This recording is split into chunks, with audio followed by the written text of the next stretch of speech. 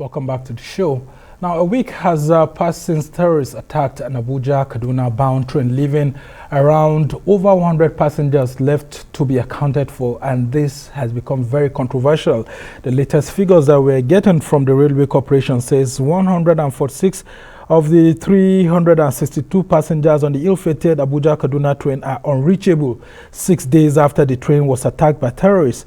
The managing director of the Nigerian Railway Corporation, Mr. Fidet Ohiria, in a statement says the number of safe passengers had actually risen to 186. Ohiria said 51 phone numbers on the manifest are either switched off or unreachable since Tuesday morning, and that 35 phone numbers on the manifest are ringing, but no response from the other end.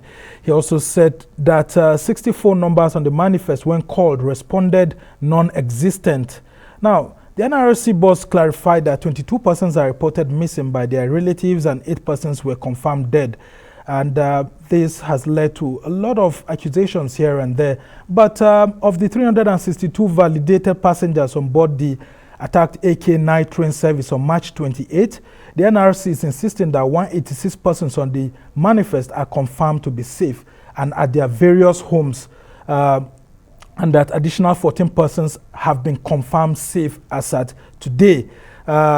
And he also stated that 2 coaches, that's SP00016 and SP00017, earlier revealed have safely been moved to the Rigasa station in Kaduna State. Well, for more on this, defense and security expert and chief executive officer of the security firm Beacon Consulting, Dr. Kabiru Adamu, joins us to take a look at this issue. So good to have you, Dr. Kabiru Adamu. Let's talk about why the Nigerian authorities haven't set up a situation room to actually give precise analysis as to those who are missing, what is happening to them, and those who have been who were rescued, what's the state of their recovery and all of that. We just seem to be getting statements, and the statements seem to be contradictory at a point. What do you make of all of this? Thank you, Sumna. Unfortunately, because I'm not representing the government, I cannot give the reason why. All I know is that our national emergency preparedness plan provides for the creation of such an center. And the reality is that what happened last week, Monday, is a calamity of the proportion that requires us to have launched that national emergency response plan. And that means such a center should have been created immediately after the incident. And if we have done that, this type of haphazard release of information probably would have been saved. But that center would have been a one-stop gap, as it were, point for the collection as well as for the dissemination of information. Now, I know that there are several challenges, some of which you've reeled out in your introductory remarks, such as reaching the telephone numbers that were provided by the passengers in that ill-fated train. That brings me to the point around what we have as security internal to the Railway Corporation. I have listened to several interviews by the MD of the Railway Corporation, and it makes me wonder really what the Railway Corporation has in terms of a security management department.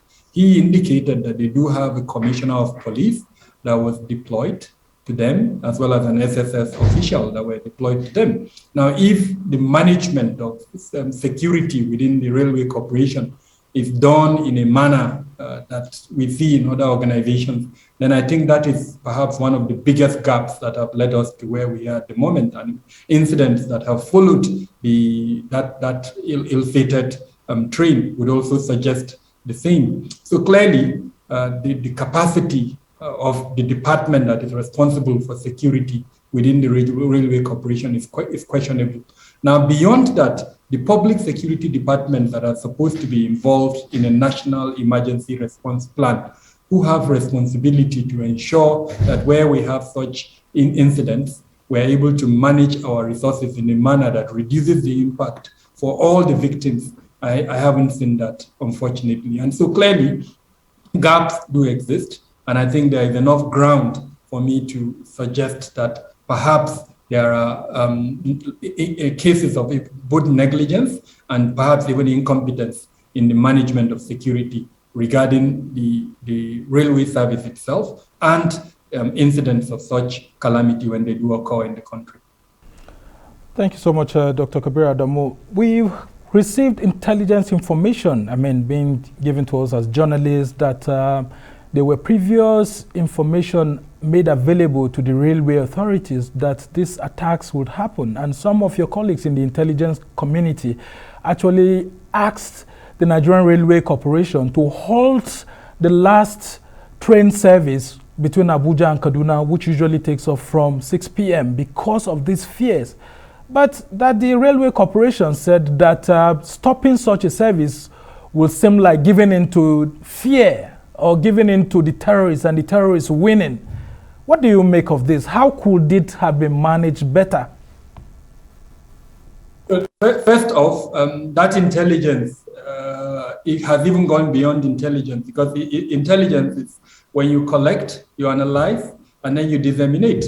In this instance, we've been told by the executive governor of Kaduna State, His Excellency Governor Rufai, that his government did transmit a letter to the Railway Corporation advising them to suspend service. So that has even gone beyond just the collection. This is the governor saying, and I have no reason to doubt what the governor would say. I haven't also seen any retribution by the rebuttal by the Railway Corporation suggesting that that didn't happen. So clearly, there was enough grounds for action to have been taken to minimize the risk. Because let's remember, all we can do is to minimize the risk. In this instance, enough evidence suggested that the risk was high. And even private practitioners like myself that monitor trends and developments, we knew that the risk in Kaduna was high. We also knew that the railway service, as well as probably 1,000 other locations in Kaduna, are likely to be targeted. So what do you do in such instance is to reduce the risk. One of the examples of reducing the risk is to stop movement at night, because of clearly movement at night increases the risk. For the obvious reasons, we saw what happened after the incident. It took, especially the military, and I must commend the military, because frankly, they are not the only agency within the National Emergency Response Plan. But from what we've heard, they were part of the only ones that responded. In fact, we've had a witness account saying that they had to back some of the victims, on their backs to take them. So clearly, there was intelligence, and that intelligence was, relayed to the relevant service. What happened is the failure to respond to that intelligence. And I believe that an investigation, perhaps a parliamentary or even another investigation by the executive arm of government, maybe from the Railway Corporation itself, or perhaps another arm of government, or even a judicial commission that should look into this issue and identify the gaps and lapses that led to the particular development, as well as the gaps and lapses that followed after the incident. Because remember, this is not the first bomb detonation. There was one in October. And maybe because we didn't do what we're supposed to do as a country, that is why we now have a second incident where the consequences, unfortunately, are things that we're living with at the moment. So perhaps an investigation to look into those issues, identify why, what led to them, and then more importantly, who are those that are responsible, and then hold them accountable would help us to prevent reoccurrence. So in direct response to your question, there was enough intelligence. And from what we're told, that intelligence was transmitted. What we've seen is a failure by a particular organization to respond to that intelligence. And that excuse has led to loss of lives. So frankly, family members, based on what I've heard, I'm not a lawyer, but I know enough to know that by the statements made by several government officials, there is enough ground for the family members, if they decide to sue for negligence, perhaps the court will listen to them. Interesting indeed. Now, 146 persons are missing. They are unreachable. But we've seen some sort of exhibitionism, like some persons have accused the military authorities and the police of doing. We saw the IG going there and saying he's on patrol and all of that. And the latest report that we have is that immediately the IG left the Abuja-Kaduna highway, there was some kidnapping happening. And we've seen the military authorities led by the CDS also going to that place and all of that. But how can we have this 146 persons missing, and in 48 hours we haven't done so much? 6 days after, 7 days after, haven't we lost that precious time that is necessary to rescue this sort of missing citizens? Now, let me start by saying that my consultancy is supporting a couple of the families whose loved ones are involved in that particular incident. So I know that the security departments are doing a lot. What is obvious is that they are not saying what they are doing, and perhaps it's a way of supporting the arrangement so that the confidentiality requirement in any security plan is not broken. But beyond that, like every crisis situation, there is a need for communication. In fact, in most instances, when you want to come out of a crisis, it's the communication that would help you in that regard. In this instance, if I'm going to assess the communication component of this crisis, I would say 0. We can definitely do better.